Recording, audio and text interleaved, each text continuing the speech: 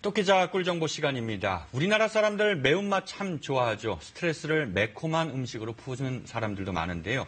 오늘은 이 매콤한 맛을 내는 장, 고추장 이야기를 해볼까 합니다.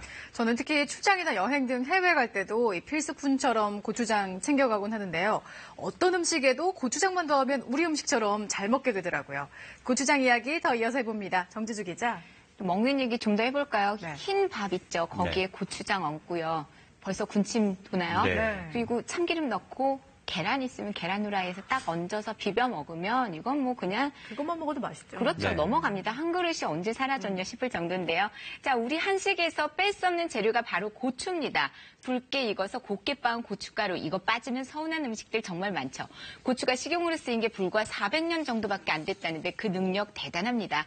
김치를 매콤하게 변신시켰고요. 필수 양념 고추장도 탄생을 시켰습니다. 고추장 들어가야 제맛인 음식들 정말 많습니다. 그 고추장 어디까지 드셔보셨나요? 전통 고추장도 좋지만요. 맛깔나게 천의 얼굴로 변신도 가능합니다. 고추장 200% 즐기는 법 바로 만나보시죠. 한옥이 운치 있습니다. 장독들도 그 멋을 더하는데요. 하늘과 바람과 햇살 아래 붉은색 고운 고추장이 그 자태를 뽐냅니다. 흔히들 고추장을 맵다고만 생각하시는데요. 찹쌀에 의한 단맛과 메주가루에 의한 감칠맛, 그다음에 이것들이 발효되면서 톡 쏘는 맛까지 여러 가지 맛을 가지고 있습니다.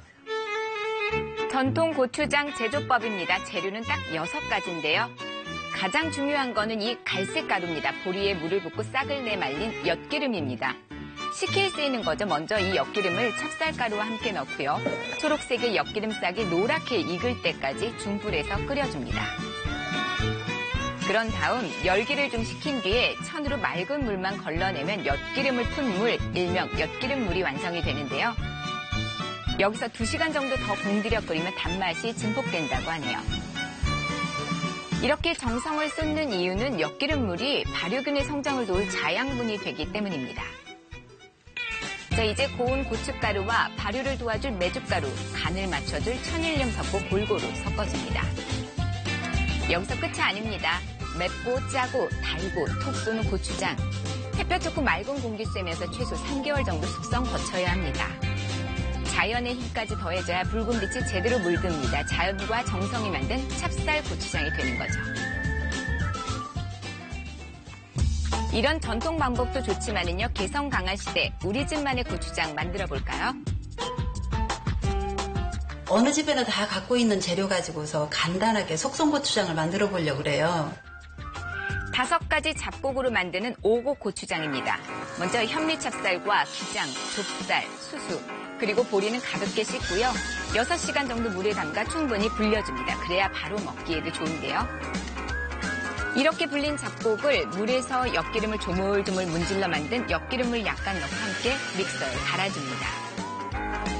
곱게 간 잡곡가루를 엿기름물에 넣은 뒤에 2시간 정도 은근히 졸여주는데요. 여기까지 오면 일단 오곡고추장 절반은 완성입니다. 여기에 고춧가루, 청국장가루, 천일염과 재래식 전통간장도 넣어줍니다.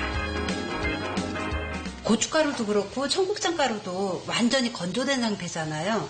그래서 이거를 충분히 치대줘야 돼요. 그래야만이 이게 수분이 골고루 이렇게 먹거든요. 이렇게 최소 10분 정도는 치대줍니다. 빛깔 정말 곱죠? 풍부한 식이섬유가 그대로 농축된 오곡 고추장입니다. 자, 이거는요, 숙성 없이 바로 쓸 수가 있습니다.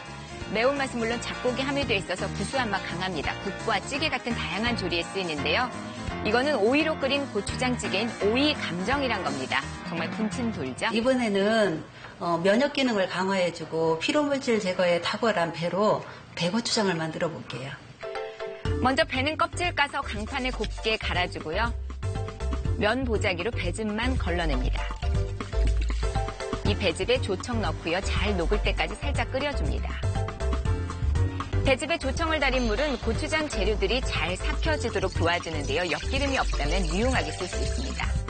여기에 고춧가루와 청국장가루, 천일염, 또 재래식 전통간장 넣고 잘 섞이도록 칠해주고요. 이렇게 하면 매콤하고 달달한 배고추장이 완성이 됩니다.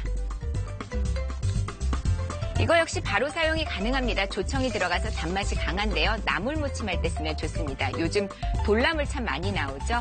배고추장 넣고서 조물조물 무치면 매콤달콤한 맛이 그냥 밥도둑입니다. 이 고추장 그 어떤 재료와도 잘 어울립니다. 그 뛰어난 친화력이 과연 어디까지일까요?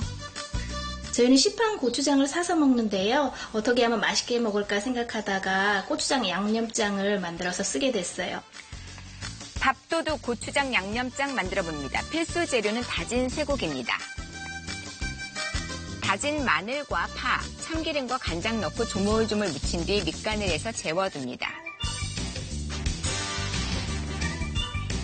자, 이번에는 단호박을 찔 건데요. 씨만 제거하고 껍질째 물과 함께 믹서에 곱게 갈아줍니다. 고추장 양념찜을 만들 때요. 설탕 대신에 단호박 물을 넣는 겁니다.